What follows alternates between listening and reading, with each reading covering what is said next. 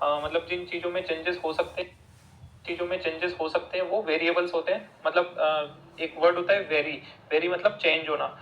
तो जो चीज़ें चेंज हो सकती है वो वेरिएबल होती है। फॉर एग्जांपल जैसे कि मतलब यहाँ पर इस चीज़ का क्या सेंस है कि जैसे मान लो कोई डेटा है, उस डेटा में कंटिन्यूस चेंजेस हो रहे हैं तो वो वेरिएबल होगा। जैसे कि मान लो एक टेम्परेचर सेंसर का अपन डेटा कलेक्ट कर रहे हैं, तो वो जो डेटा है वो कंटिन्यूसली चेंज हो रहा है, टेम्परेचर कभी ज़्यादा हो रहा है कभी कम हो रहा है, तो उसमें कुछ भी चेंजेस हो सकते हैं या फिर हो रहे हैं, तो वो क्या होता है वेरिएबल। तो जिसमें चेंजेस हो सकते हैं वो क्या होता है वेरिएबल, यानी कि एक सेंसर का डेटा। तो अब देखो एक्चुअल में यहाँ पर हम लोग क्या कॉन्सेप्ट यूज करने वाले हैं, वेरिएबल का क्या यूज है, तो पढ़ते हैं। To store any data in computer, computer में कोई भी डेटा स्टोर करने के लिए, और यहाँ पर हमारा कंप्यूटर कौन सा है, आर्डिनो। ठीक है, आर्डिनो एज अ कंप्यूटर है यहाँ पर। Its place in fix the memory and to identify the place it give a name which is called variable. तो इसका एग्जैक्टली मतलब क्या है कि कोई भी डेटा अगर हमें कंप्यूटर की मेमोरी में सेव करना है, कंप्यूटर की मेमोरी में सेव करना है तो हमें उसका एक नाम देना पड़ेगा और उसकी एक लोकेशन होगी।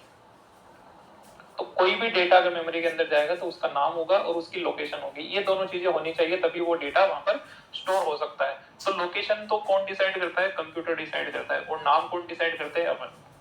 तो हम क्या करते हैं, एक नाम डिसाइड कर देते हैं, तो कंप्यूटर एक स्पेसिफिक लोकेशन पे उस डेटा को स्टोर कर देता है और वो डेटा उसी नाम से जाना जाता है। तो जब भी आपको डेटा वहां से लेना है या फिर वहां पर डेटा को रखना है तो आप उस पर्टिकुलर नाम से उसको ट्रीट कर सकते हैं। जैसे कि यहाँ पर आर्डिनो है, अब आर्डिनो से डेटा मिलेगा, जैसे मान लो यहाँ पर 5 अलग अलग तरह के सेंसर है, तो उन पांचों सेंसर के जो डेटा है उनका हम कुछ नाम रख देंगे और उस नाम से ही हम यहाँ पर उस डेटा को भेजेंगे। तो उस पर्टिकुलर उस नाम से वो डेटा वहां कलेक्ट हो जाएगा। और जैसे मान लो ये जो 5 अलग अलग सेंसर थे, इन पांचों में से अलग अलग का डेटा अगर हमें यहाँ पर चाहिए तो उसी नाम से ही वापस हम उसको फैच करेंगे। तो डेटा को स्टोर कराने और उसको वापस लेने के लिए हमें उसका नाम पता होना चाहिए। एक एग्जांपल से समझते हैं, जैसे कि मान लो ये कॉलोनी है, एक सोसाइटी है जिसके अंदर बहुत सारे घर बने हुए हैं, ये 1 2 3 4 5 ऐसे करके 10 घर बने हुए हैं ये टोटल। तो 10 अलग अलग घर हैं, इन घर का कुछ नाम है। जैसे मान लो ये हो गया शर्माज हाउस, या फिर कुछ भी अलग अलग आप कुछ भी नाम रख सकते हो। इसका कुछ नाम होगा, इसका कुछ नाम होगा, जैसे अलग अलग नाम आपने इसके रख दिए। जैसे मान लो मैं इसका नाम रख देता हूँ फॉर एग्जांपल ए, ये बी, ये सी, ये डी, ये ई, कोई भी नाम आप इनका रख सकते हो। अब देखो ये तो हो गया घर का नाम, जैसे ये घर का नाम है, इस घर के अंदर कोई रहता होगा, ठीक है। अब जैसे मान लो इस घर में रहने वाले लोगों को मुझे बुलाना है, तो मैं क्या करूंगा, मैं किसी को यहाँ से भेजूंगा कि उस घर में रहने वाले लोगों को बुला के लेके आओ। तो वो कैसे जाएंगे, मैं उस घर का नाम बताऊंगा या फिर उस घर का एक कुछ पर्टिकुलर एड्रेस कुछ भी होगा वो मैं उसको दूंगा, तो वो यहाँ पर जाएगा और वहां जो पर्सन है उनको बुला के ले आएगा। अब मान लो कोई पर्सन है जिसको उस घर में छोड़ के आना है, तो छोड़ के आने के लिए भी हमें एड्रेस पता होना चाहिए, नाम पता होना चाहिए, तो हम उसके घर जाएंगे और वहां पर उसको छोड़ के आ जाएंगे। तो इसी तरीके से कंप्यूटर की मेमोरी काम करती है। कंप्यूटर की मेमोरी में बहुत सारे घर बने हुए हैं, उन घर के अंदर हम डेटा को छोड़ के आते हैं और लेके आते हैं, तो उसके लिए हमें डेटा का नाम पता होना चाहिए, लोकेशन। एक्चुअल में क्या होता है कि लोकेशन उसकी बहुत कॉम्प्लिकेटेड होती है, लोकेशन के जो नाम होते हैं वो हमें समझ में नहीं आएंगे, मतलब एक कोड वर्ड्स में होते हैं उनकी लोकेशन, बिट्स में ऐसे मल्टीपल चीजें उसके अंदर होती है तो हमें समझ में नहीं आते। तो हम क्या करते हैं, जैसे मान लो आपने देखा होगा कि प्लॉट नंबर होते हैं, तो प्लॉट नंबर तो बहुत एक क्लियर सा आइडिया होता है, जैसे मान लो इसको बोल देते हैं अपन C15/8, ऐसे करके नंबर होते हैं घरों के। तो कई बार इन चीजों से नहीं समझ में आता, लेकिन आप बोल दो इस कॉलोनी में जाके बोल देना शर्मा जी का घर कौन सा है, तो बहुत इजीली समझ में आ जाता है। और मैं आपको बोल दूं उस गली में जाके आपको C55/8 पे जाना है, तो आपको ढूंढना पड़ेगा, एक एक नंबर मैच करने पड़ेंगे कि हाँ 50 का पहले 54 आ गया, हाँ अगला 55 होगा। बट जैसे मैं बोलूंगा शर्मा जी का घर कौन सा, आप यहाँ से पूछते हुए कैसे भी आराम से पहुंच जाएंगे। तो कन्वीनियंट मेथड क्या रहता है कि नाम पता होता है, तो एड्रेस से ज्यादा अगर नाम पता होता है तो इजीली पहुंच जाते हैं अपन। तो इसलिए क्या होता है कि इसकी जो लोकेशन होती है, अब यहाँ तो अपने जो नंबर है जैसे कि C55/8 ये घर का नंबर है, तो ये तो बहुत सिंपल सा है। लेकिन मान लो ये एक जैसे मान लो 10 डिजिट का कोड होता तो आप कैसे याद रखते हैं। तो कंप्यूटर की मेमोरी के अंदर जो लोकेशन होती है वो बहुत बड़ी बड़ी है, ऐसे डिजिट वगैरह उसमें बहुत ज्यादा हो सकते हैं, कॉम्प्लेक्स हो सकती है, तो लोकेशन हमें याद नहीं रहती है, तो हम उसका एक नाम रख देते हैं। तो हमने उस जैसे मान लो अब ये कंप्यूटर के अंदर अलग अलग लोकेशन है, मैंने इसका नाम रख दिया A, इसका नाम रख दिया B, इसका C, इसका D और इसका E। अब कोई सेंसर ने कोई डेटा भेजा, मैंने उस डेटा को ए में स्टोर कर दिया, जैसे सेंसर ने डेटा भेजा 10 तो मैंने यहाँ स्टोर कर दिया। अब मेरे से कोई एक्चुएटर आके बोल रहा है कि उस सेंसर ने जो डेटा भेजा था वो मुझे दो, तो मैं बोलूंगा ए में जो डेटा है वो उसको दे दो, तो ए से डेटा इजीली निकाल के उसको हम दे देंगे। तो नाम जब पता रहेगा तो उसको डेटा को जो ट्रांसफर करना है एक जगह से दूसरी जगह या स्टोर कराना वो ईजी हो जाता है। तो इस नाम को ही क्या बोला जाता है, वेरिएबल। अब वेरिएबल का मतलब हमने लास्ट टाइम तो पढ़ा था कि जो चीजें चेंज हो सकती है, तो उस चीज का यहाँ पर क्या सेंस है कि यहाँ पर जैसे इसका नाम ए है तो इसके अंदर जो डेटा है ये कभी भी चेंज हो सकता है। अभी 10 है, बाद में 11 हो जाए, ये 15 हो जाए, ये कुछ और हो जाए, तो ये चेंज हो सकता है। तो ये तो है वेरिएबल का नाम, और ये इसके अंदर जो होगी वो वेरिएबल की वैल्यू होगी, तो ये कभी भी चेंज हो सकती है। तो देखो एक थोड़ा सा मल्टीपल एग्जांपल हमने देख लिए, तो एक्चुअल में देखते हैं कि होता क्या है। देखो क्या होता है कि वेरिएबल अपन यूज करके देखते हैं, फिर उसको क्लियरली आपको समझ में आ जाएगा।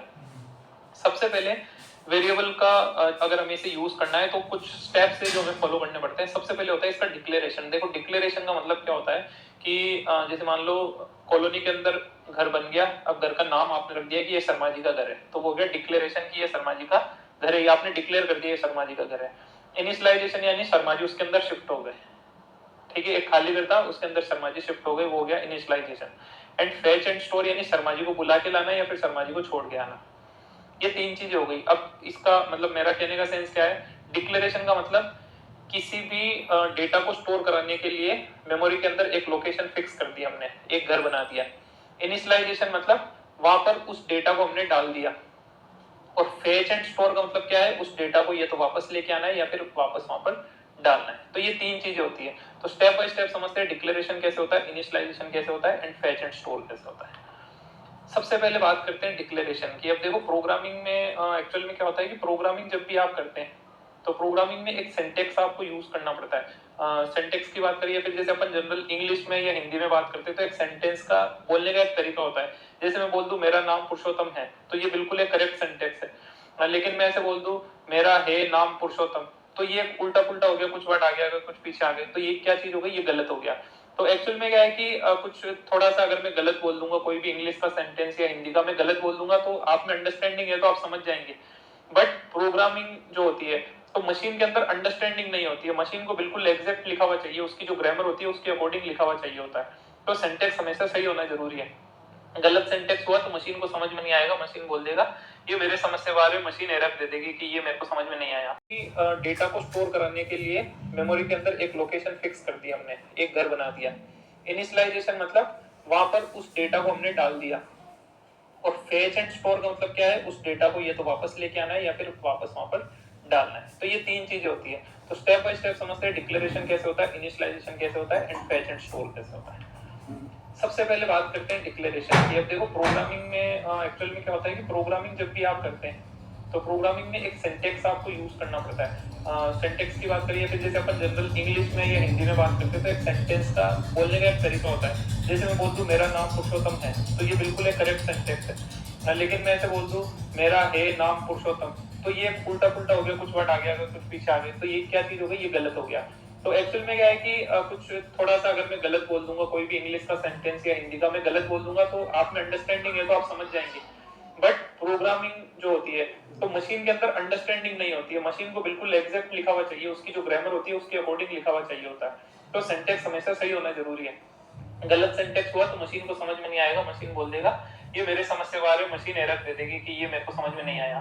तो सेंटेक्स हमेशा आपको एग्जैक्ट वही लिखना पड़ता है। तो डिक्लेरेशन जो मैंने बताया कि एक मेमोरी को ऑक्यूपाई करना, एक स्पेस ऑक्यूपाई करना जहां पर हमें डेटा को स्टोर करना है, तो उसका सिंटेक्स क्या होता है, किस तरीके से उसको लिखा जाएगा। सबसे पहले हमें लिखना पड़ेगा डेटा टाइप। अब डेटा टाइप हमने लास्ट टाइम पढ़ा था कि डेटा टाइप्स कौन कौन से हैं, तो उनमें हमने डेटा टाइप पढ़े थे जैसे इंट, फ्लोट, कैरेक्टर, ये सब हमने लास्ट टाइम पढ़े थे। तो उनका हमें यहाँ पर नाम लिखना पड़ेगा। जैसे इंटीजर का शॉर्ट में क्या था, इंट, फ्लोट का फ्लोट, कैरेक्टर का कैर, तो ये हमें यहाँ पर लिखना पड़ेगा। उसके बाद एक स्पेस देना है, देन वेरिएबल का नाम, तो जो नाम हमें उस लोकेशन का रखना है, कोई भी एक लोकेशन।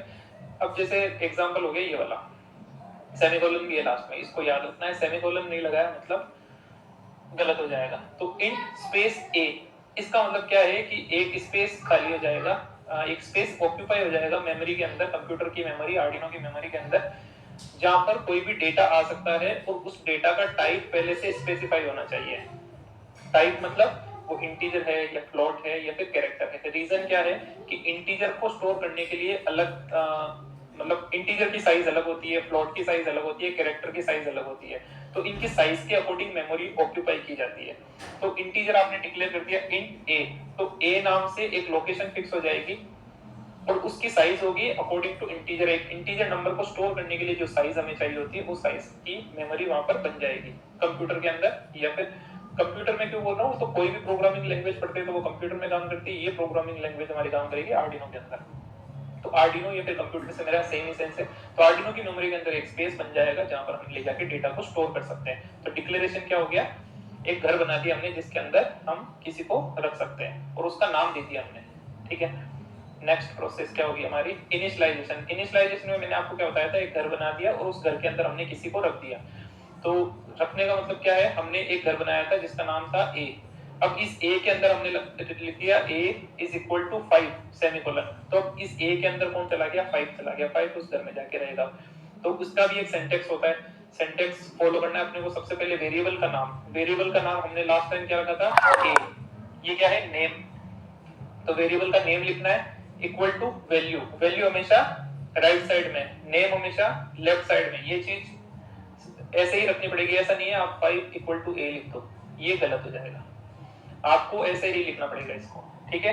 ये सिंटैक्स लिखना है। तो ये डेटा कहां चला जाएगा, ए वाली जो मेमोरी है, ए की जो स्पेसिफाइड लोकेशन है वहां पर ये चला जाएगा। इनिशियलाइजेशन ये प्रोसेस होती है। बी क्या था, देखो बी हमारा था फ्लोट। फ्लोट यानी कोई भी डेसिमल नंबर, तो हमने यहाँ पर इसको एक डेसिमल नंबर दे दिया, वो बी में जाके स्टोर हो जाएगा। सी क्या था, एक कैरेक्टर था, तो सी के अंदर हमने ए को डाल दिया। ए क्या है, कैरेक्टर है, सिंगल कोट लगा हुआ है, हमने देखा था कैरेक्टर में सिंगल कोट लगाना पड़ता है, तो वो इसके अंदर चला जाएगा। तो ये हमारा डेटा इन स्पेसिफाइड लोकेशन पे जाके स्टोर हो गया। अब हमने लोकेशन भी बना ली, लोकेशन पे डेटा भी स्टोर कर दिया, मतलब घर बन गया, घर के अंदर शर्मा जी शिफ्ट हो गए। अब क्या काम है, ये तो शर्मा जी से मिलने जाना है हमें, शर्मा जी को बुला के लाना है, ये शर्मा जी को छोड़ के आना है। तो 3 काम है हमारे पास, मतलब ओवरऑल हमें उनके घर पे जाना है। तो अब नेक्स्ट हमारी प्रोसेस क्या होती है, एक स्टेप में बीच में वापस थोड़ा सा, नेक्स्ट हमारी जो फैच एंड स्टोर होगी, उससे पहले एक चीज और मैं बता देता हूँ कि जो हमारी डिक्लेरेशन और इनिशियलाइजेशन प्रोसेस थी, ये दोनों एक साथ भी हो सकती है।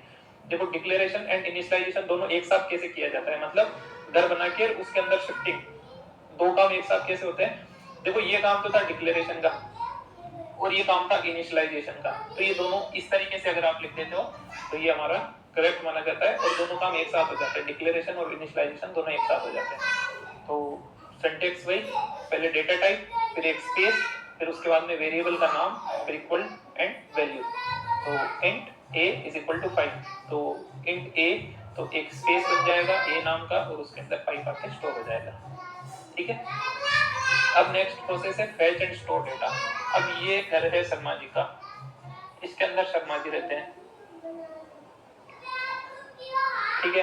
अब आपको शर्मा जी को बुला के लेके आना है या फिर शर्मा जी को छोड़ के आना है, तो आप क्या करेंगे, आपको शर्मा जी के घर का एड्रेस पता होना चाहिए, लेकिन हमें तो एड्रेस जो है बहुत कॉम्प्लेक्स है, तो एड्रेस हमें ध्यान नहीं रहता, हमें तो ABC जो हमने नाम रखा है उस घर का वो हमें याद रहता है, तो हमने इस घर का नाम रखा है ए। तो हम ए लिखेंगे, तो मतलब हमें डेटा लेके आना है, तो हम क्या बोलेंगे, हम बोलेंगे ए के अंदर जो डेटा है उसको लेके आओ। तो ए के अंदर 5 स्टोर है, तो जो 5 स्टोर है वो अपने आप आ जाएगा। तो देखो ए के अंदर हमने 5 स्टोर किया था, तो ए लिखेंगे तो 5 आ जाएगा। अब लिखना किस तरीके से, हमने सीरियल मॉनिटर के बारे में पढ़ा था, तो उसमें क्या होता था, सीरियल डॉट प्रिंट ये लिखते थे। अब यहाँ पर आप लिख दो ए, अब अपने आप क्या होगा, जो ए के अंदर क्या पड़ा है 5, तो 5 अपने आप प्रिंट हो जाएगा। ये अपन अभी एग्जीक्यूट करके देख लेते हैं ताकि अपने को इजीली समझ में आ जाए। तो यहाँ तक की प्रोसेस हम एक बार एग्जीक्यूट करके देख लेते हैं कि ये किस तरीके से काम करता है। तो सबसे पहले हम क्या करेंगे, एक वेरिएबल का डिक्लेरेशन करेंगे। वेरिएबल का डिक्लेरेशन कैसे होता है, इंट ए, हम एक इंटीजर टाइप का वेरिएबल बना रहे हैं, मतलब एक मेमोरी के अंदर एक स्पेस बन जाएगा एंड उस स्पेस की स्पेस का टाइप क्या होगा, इंटीजर। अब उस स्पेस के अंदर हमें कुछ डेटा स्टोर करना है, मतलब इनिशियलाइजेशन करना है, तो a is equal to 5 and semicolon. अब उस a के अंदर 5 स्टोर हो गया वहां पर, ठीक है। अब हमें क्या करना है कि हमने मेमोरी ऑक्यूपाई कर दी, उसके अंदर डेटा स्टोर करा दिया। अब उस डेटा को यूज करना है, यानी उसको फैच करना है या फिर वहां पर डेटा वापस से स्टोर करना है। तो वो काम हम कैसे कर सकते हैं? तो देखो ये इनिशियलाइजेशन हो गया, और ये दोनों प्रोसेस हम साथ में भी कर सकते हैं। मतलब हम इसको ऐसे भी लिख सकते हैं a = 5 एंड इस स्टेप को हटा सकते हैं। दोनों चीजें सेम है, तो हम इस तरीके से इसको लिख लेते हैं। अब हम क्या करेंगे कि हमें चेक करना है कि वहाँ जो ए में हमने जो डेटा स्टोर किया है, क्या हमें आर्डिनो वही डेटा वापस दे रहा है जो हमने स्टोर किया है। तो उसको चेक करने के लिए हम लोग यूज करेंगे सीरियल मॉनिटर। सीरियल मॉनिटर पे हम लोग उस डेटा को प्रिंट करके देखेंगे कि क्या हमें आर्डिनो एग्जैक्टली वही डेटा दे रहा है। तो हम लोग यहाँ करेंगे serial dot begin. Serial dot begin के अंदर हम लिखेंगे 9600। ठीक है, ये सीरियल मॉनिटर हमारा स्टार्ट हो गया। देन अब उसके बाद में हमें क्या लिखना होता है, सीरियल डॉट प्रिंट। तो हम यहाँ लिख देते हैं सीरियल डॉट प्रिंट, और इस ब्रैकेट के अंदर क्या आता है, जो डेटा हमें प्रिंट करना है। तो हमने वहां पर लिखा था हेलो वर्ल्ड, और अब यहाँ पर हम क्या लिखेंगे, हमें ए को प्रिंट करना है, तो हम यहाँ लिख देंगे इसके अंदर ए। अब देखो ये पर्टिकुलर केस में क्या है कि आर्डिनो इस स्टेप तक ए को नहीं जानता है, क्योंकि हमने उसको इनिशियलाइज यहाँ पर किया है। इनिशियलाइज करना या फिर डिक्लेरेशन करने के बाद ही आर्डिनो ए को जानता है, उससे पहले नहीं जानता। तो ये स्टेप आप यहाँ नहीं लिख सकते, ये स्टेप आपको बाद में लिखना पड़ेगा जब आर्डिनो ए को जानने लग जाएगा। तो हम इसको यहाँ से हटाएंगे एंड इस स्टेप को यहाँ लेके आएंगे, क्योंकि अब आर्डिनो ए को जानता है नाउ।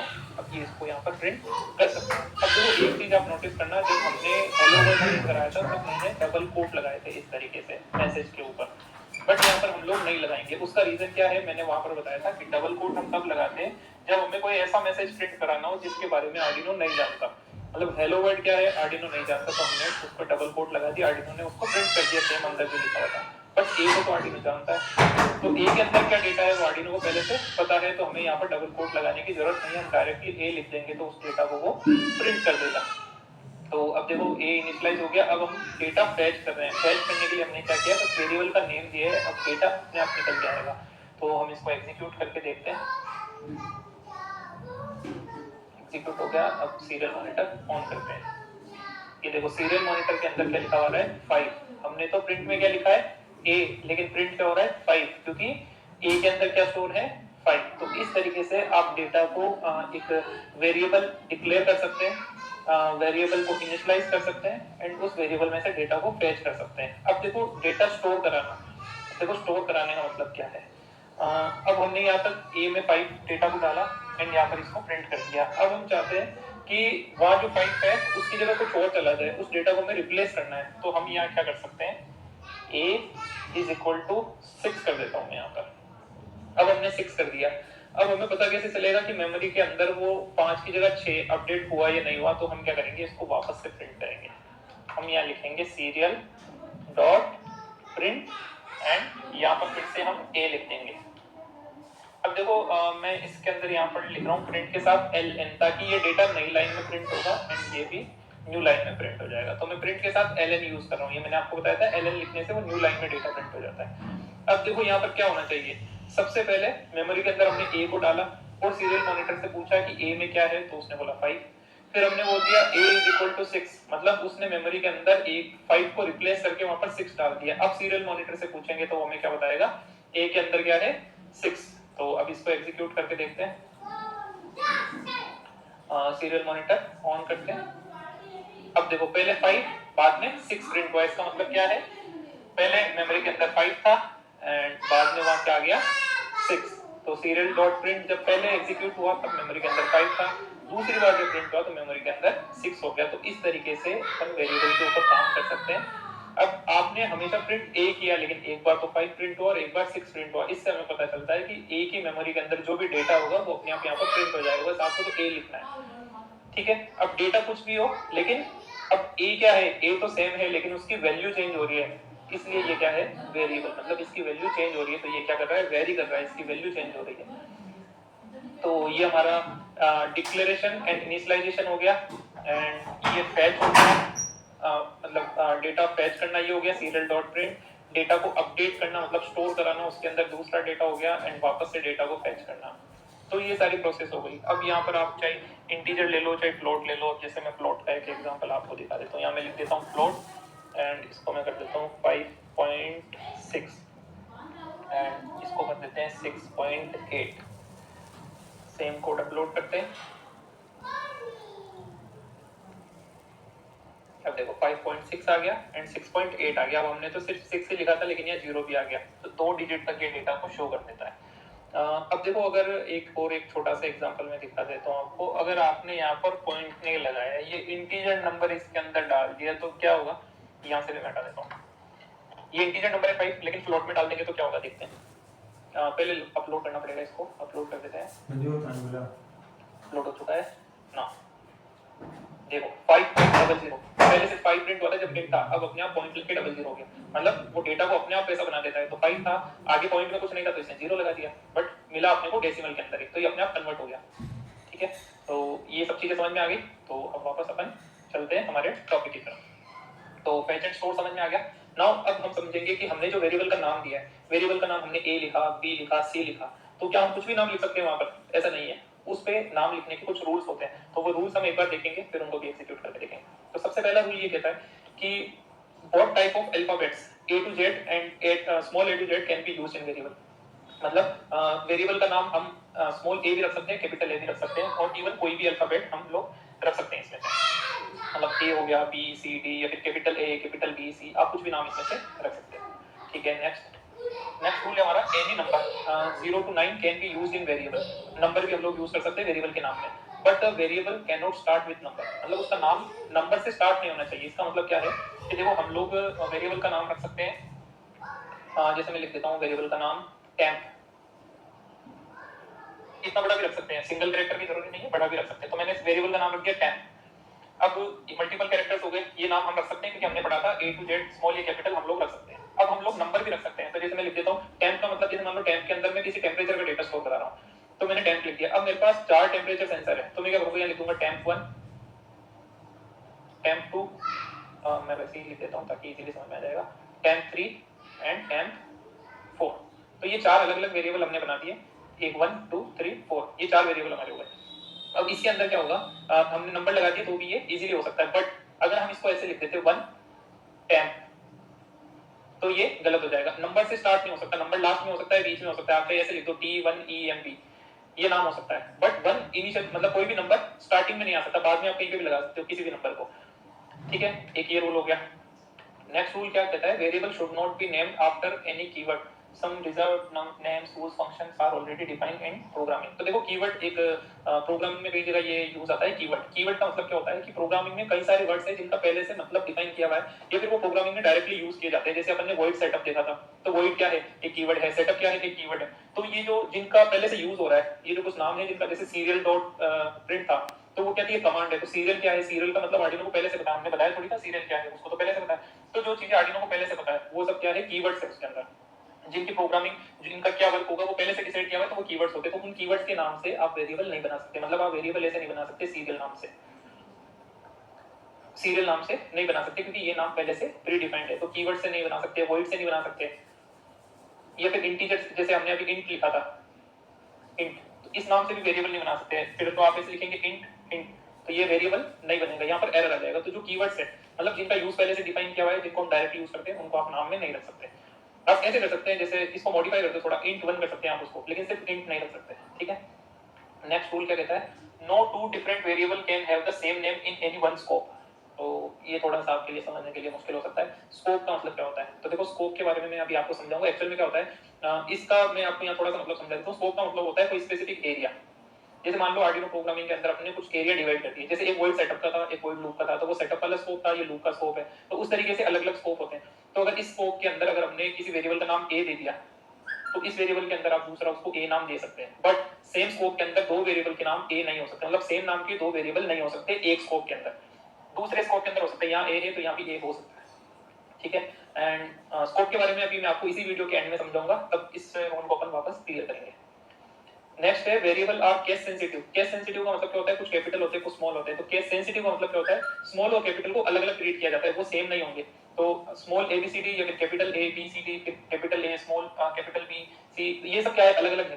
देखो इस नाम में भी ABCD, ये भी ABCD है, ये भी ABCD, ये भी ABC, सॉरी ABC है, ये भी ABC, बट ये सारे अलग अलग होंगे क्योंकि इनके अंदर स्मॉल कैपिटल का डिफरेंस है, तो ये केस सेंसिटिव होते हैं, मतलब स्मॉल कैपिटल इनके अंदर सब अलग अलग काउंट होंगे। तो मैं ABC नाम का भी रख सकता हूँ, फिर मैं कैपिटल ABC नाम का भी रख सकता हूँ, तो ये अलग होगा, ये अलग अलग होगा, दोनों सेम नहीं होंगे। ठीक है, नेक्स्ट रूल क्या कहता है, variable name can not contain any special symbol. देखो ये स्पेशल सिंबल कीबोर्ड के अंदर आपको मिल जाते हैं, ये स्पेशल सिंबल उस वेरिएबल के नाम में नहीं हो सकते, आगे पीछे ऊपर नीचे कहीं भी नहीं हो सकते, मतलब आप ऐसे नहीं बना सकते इसको, जैसे कि टेम @1 ऐसे नहीं कर सकते, ये @ यहाँ पर नहीं आ सकता, बट आप अंडरस्कोर यूज कर सकते हैं, जो अंडरस्कोर का जो साइन आपको दिखाई दे रहा है ये आप यूज कर सकते हैं, मतलब आप ऐसे लिख सकते हो TEMP_1, और अंडरस्कोर भी आप इनिशियल में शुरू में यूज नहीं कर सकते, शुरू में तो आपको अल्फाबेट ही रखना पड़ेगा, कोई भी नंबर या फिर जो स्पेशल सिंबल अंडरस्कोर आप यूज कर सकते हो वो बाद में कहीं भी कर सकते हो, फर्स्ट पोजीशन पे नहीं कर सकते। तो ये कुछ रूल है, इन रूल को भी अपन एक बार इंप्लीमेंट करके देख लेते हैं वन बाय वन कि किस तरीके से ये इफेक्ट करते हैं। तो एक एक रूल अपन इंप्लीमेंट करके देखते हैं। सबसे पहले हम रूल नंबर 1 को एग्जीक्यूट करते हैं। रूल नंबर 1 क्या कहता है, कोई भी A to Z, ये तो हमने करके देखा था, अभी A B C जो हम यूज कर रहे थे वो सब इसी के अंदर थे, तो ये रूल हो गया। नेक्स्ट रूल क्या कहता है, कोई भी नंबर हो सकता है लेकिन स्टार्टिंग में नहीं हो सकता, तो ये एग्जीक्यूट करके देखते हैं। देखो हम क्या करते हैं, इस कोड को थोड़ा सा सिंप्लीफाई कर लेते हैं, यहाँ से मैं इसको हटा देता हूँ। अब देखो ये जो A था, इसको मैं वापस एंटर करता हूँ, कुछ भी रख सकते हैं, कोई फर्क नहीं पड़ता। अगर मैं इसको कर देता हूँ A1 एंड यहाँ पे मैं लिख देता हूँ A1, ठीक है, नाम दोनों जगह चेंज करना पड़ेगा, अगर इसको A1 कर दिया तो आर्डिनो को समझ में नहीं आएगा कि A क्या होता है, तो इसलिए यहाँ पे हमने A1 कर दिया। अब इसको मैं अपलोड करता हूँ एंड चेक करते हैं, तो हमारा 5 प्रिंट हो गया। ठीक है, अब मैं इसको कर देता हूँ, यहाँ पर 1 कर देता हूँ। रूल नंबर 2 क्या कहता था कि कोई भी नंबर वेरिएबल के नाम के शुरू में नहीं हो सकता। इसको अपलोड करते हैं, ये देखो एरर आ गया। एरर कैसे आता है, ये देखो यहाँ पर एरर लिखा हुआ जाएगा और ये एरिया हाईलाइट हो गया, मतलब इस लाइन के अंदर एरर है। क्या एरर है वो अगर आपको ये पढ़ने से समझ में आता है तो आप इसको समझ सकते हैं। देखो क्या लिखा हुआ है, A1 was not declared in this scope, या फिर expecting unqualified ID before numeric constant. तो ये देखो आपको समझ में आता है तो ठीक है, नहीं तो ये देखो यहाँ इसने मार्क भी कर दिया कि यहाँ गलती है, मतलब 1 पहले नहीं आ सकता, तो 1 बाद में ही आएगा। ये हमारा रूल वेरीफाई हो गया। नेक्स्ट रूल क्या था, variable should not be named after any keyword. ये कीवर्ड के नाम से वेरिएबल हम लोग नहीं बना सकते, तो इसको चेक करके देखते हैं। एक वेरिएबल है हमारा, जैसे कि void है, ये void क्या है, कीवर्ड है। कीवर्ड सीरियल भी कीवर्ड है, बिगिन भी कीवर्ड है, सेटअप भी कीवर्ड है, ये सब क्या है, कीवर्ड्स है। तो कीवर्ड के नाम से हम लोग इसको नहीं बना सकते, तो हम एक ही जगह लिख देता हूँ मैं यहाँ पर void, ठीक है, एंड इसको हम इम्प्लीमेंट करके देखते हैं। देखो फिर से एरर आ गया। इसको एक बार मैं इसको हटा देता हूँ, ये फिर इसी को यहाँ पर लिख देते हैं, ठीक है। अब एग्जीक्यूट करते हैं, ये देखो void वाली जगह पे एरो मार्क आ गया और ये एरर आ गया, क्योंकि फर्स्ट वाले रूल को तो वेरीफाई कर रहे हैं। फर्स्ट वाले रूल में हमने क्या बोला था कि कोई भी स्मॉल और कैपिटल आप अल्फाबेट यूज कर सकते हो, तो ये तो सारे स्मॉल कैपिटल स्मॉल वर्ड्स है, कैरेक्टर्स है, तो इनको तो यूज कर सकते हैं हम, बट ये क्या है, एक कीवर्ड है जो कि यहाँ पर यूज आ चुका है, या फिर यूज आए या नहीं आए, जो कीवर्ड है उनको आप काम में नहीं ले सकते। और देखो कीवर्ड को पहचानने का बढ़िया तरीका है कि जब भी आप कीवर्ड लिखेंगे तो उनका कलर चेंज हो जाता है। देखो यहाँ पर ये ब्लू हो गया, यहाँ ये सेटअप क्या हो गया, ये येलो ग्रीन जो भी है ये हो गया, ये रेड कलर हो गया। बट आप देखो अगर यहाँ पर मैं लिखता हूँ ए का कलर चेंज हुआ, ए हमेशा ब्लैक ही दे रहा है, तो आप इसको ऐसे भी वेरीफाई कर सकते हैं। जब आप कोड लिख रहे हैं तो उसका कलर चेंज हो रहा है तो इसका मतलब वो कीवर्ड है, उसको आपको काम में नहीं लेना है, और अगर कलर चेंज हो रहा है तो वो कीवर्ड नहीं है। ये याद रखने का मतलब एरर से बचने का अच्छा तरीका है। अगला रूल हमारा क्या कहता है, no two different variable can have the same scope. Scope वाला मैं भी आपको समझाऊंगा, फिर इसको इंप्लीमेंट करके बताऊंगा। नेक्स्ट रूल था variable are case sensitive. Case sensitive वाला देख लेते हैं हम एक बार। हम लिख लेते हैं कैपिटल ए एंड ये कैपिटल ए, सेम कोड में कॉपी करता हूँ एंड यहाँ पर मैं इसको लिख रहा हूँ एंड यहाँ पर मैं लिख रहा हूँ small a is equal to 6। तो अब देखो क्या होना चाहिए कि सबसे पहले यहाँ पर 5 प्रिंट होना चाहिए, क्योंकि हम कैपिटल ए प्रिंट करा रहे हैं, फिर स्मॉल है। ये दोनों अलग अलग है अकॉर्डिंग टू रूल, तो प्रिंट भी होनी चाहिए अगर ये सही है तो। कोड अपलोड हो गया, अब चेक करते हैं। देखो 5 और 6 प्रिंट हो गया, मतलब ये सही है। एंड अगर मैं इन दोनों को सेम कर देता हूँ, जैसे कि सेम अपन स्कोप का इसके अंदर डिफरेंस आएगा। अगर आप जैसे 2 बार हम इसको डिक्लेयर कर देते हैं तो वो शायद इसको सेम ही कंसीडर करेगा। एक बार अपन चेक करके देख लेते हैं, बिकॉज अच्छा अपन यहाँ 6 लिख देते हैं, स्मॉल ए लिखते तो भी वही प्रिंट होता। तो अब जैसे मैं यहाँ स्मॉल ए लिख देता हूँ एंड यहाँ पर स्मॉल ए लिख देता हूँ, इसमें शायद एरर आ भी सकता है, नहीं दिया, एक बार मैं चेक कर लेता हूँ। I am not sure about this. देखो यहाँ एरर आ रहा है, तो ए पहले से डिक्लेयर किया हुआ है, ए पहले से बना हुआ है, तो वापस हम लोग इसको नहीं बना सकते। आप जस्ट क्या कर सकते हैं, इसकी वैल्यू चेंज कर सकते हैं। डिक्लेरेशन यानी इंट पहले लिखा हुआ है तो डिक्लेरेशन है, तो डिक्लेरेशन नहीं कर सकते, आप उसकी वैल्यू चेंज कर सकते हो। अब अगर मैं इसको एग्जीक्यूट करता हूँ तो एग्जीक्यूट हो जाता है, बट आप इसको फिर से डिक्लेयर नहीं कर सकते। ये क्या हुआ, सेम नाम से दो वेरिएबल क्रिएट हो गए, तो रूल हमारा वेरीफाई हो गया। नेक्स्ट रूल था हमारा अंडरस्कोर लगा सकते हैं बट कोई भी स्पेशल कैरेक्टर नहीं लगा सकते। स्पेशल कैरेक्टर जैसे a@ लगा देता हूं मैं। अब इसको चेक करते हैं तो देखो एरर आ गया यहाँ पर, ठीक है, बट वहीं पे मैं लगा देता हूँ a_, एंड यहाँ पर भी मैं a_ को प्रिंट कर देता हूँ। अब देखो अब अपलोड हो गया एंड हमारा डेटा प्रिंट हो गया। तो अंडरस्कोर आप लगा सकते हो, और अंडरस्कोर आप शुरू में नहीं लगा सकते, ये मैंने रूल में मेंशन नहीं किया, बट ऐसा होता है कि आप यहाँ पर भी अंडरस्कोर नहीं लगा सकते। अंडरस्कोर कैसे आएगा, शिफ्ट दबा के जो माइनस वाला बटन है उससे अंडरस्कोर बनता है। ये अंडरस्कोर यहाँ में लगा देता हूँ एंड अब इसको एग्जीक्यूट करके देखते हैं। तो इसके अंदर एक बार देख लेते हैं। हाँ, आप इनिशियल में लगा सकते हैं, रूल में मेंशन नहीं था, मतलब सही है। मैं कंफ्यूज था इसको लेके, बट कोई बात नहीं, इनिशियल में भी आप लगा सकते हैं। जो हमने पढ़ा था कि इनिशियल के अंदर अंडरस्कोर नहीं लगता, आप लगा सकते हैं, ठीक है। तो ये रूल भी हमारा वेरीफाई होगा, मतलब हमने जो लिखा है वो सही लिखा है, इनिशियल में हम लगा सकते हैं। अब देखो हमारा एक रूल था ये स्कोप वाला, तो स्कोप एक बार हम समझ लेते क्या होता है, उसके बाद में हमें इजीली समझ में आएगा।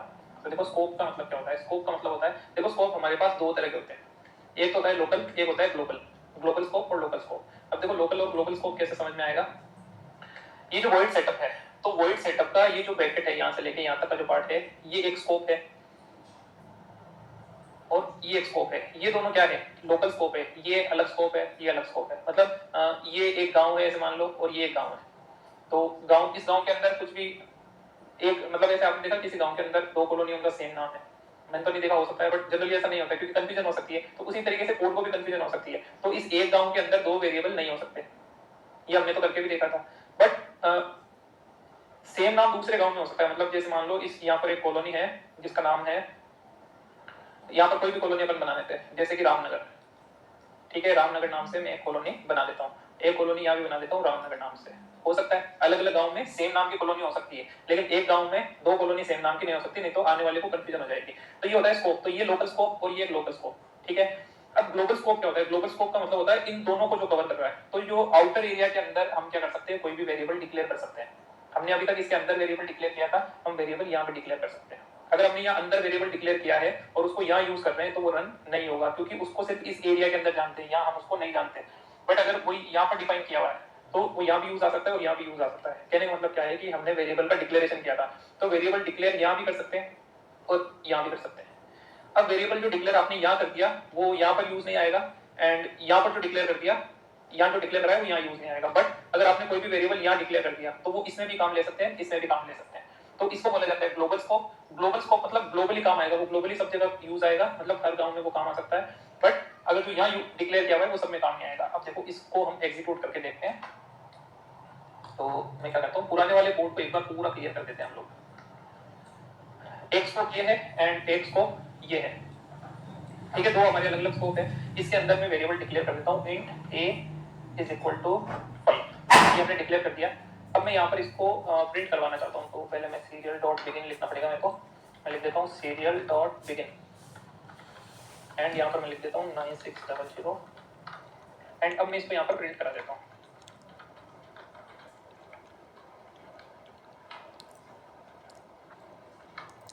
अब देखते हैं क्या होता है। देखो हमने वेरिएबल तो डिक्लेयर कर दिया, आर्डिनो को पता है a क्या है, बट आर्डिनो तो बोल रहा है a को मैं नहीं जानता। क्यों नहीं जानता, क्योंकि ये स्कोप अलग है, ये स्कोप अलग है। आपने जो यहाँ डिक्लेयर किया है वो यहीं पे काम आएगा, यहाँ काम नहीं आएगा।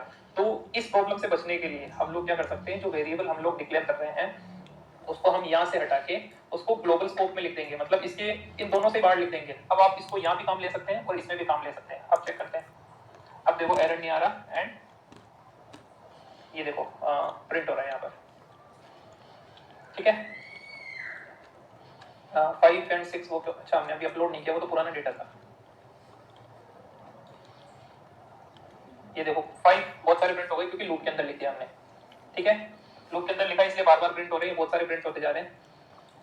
तो इसको यहाँ पे भी जानने लगे क्योंकि वो ग्लोबली डिक्लेयर है। तो जो ग्लोबली डिक्लेयर है उनको सब जगह जानते हैं, और जो लोकली डिक्लेयर है उसको सिर्फ उसी एरिया में जानते हैं। जैसे कि मतलब ये एक स्टेट है और एक स्टेट ये है।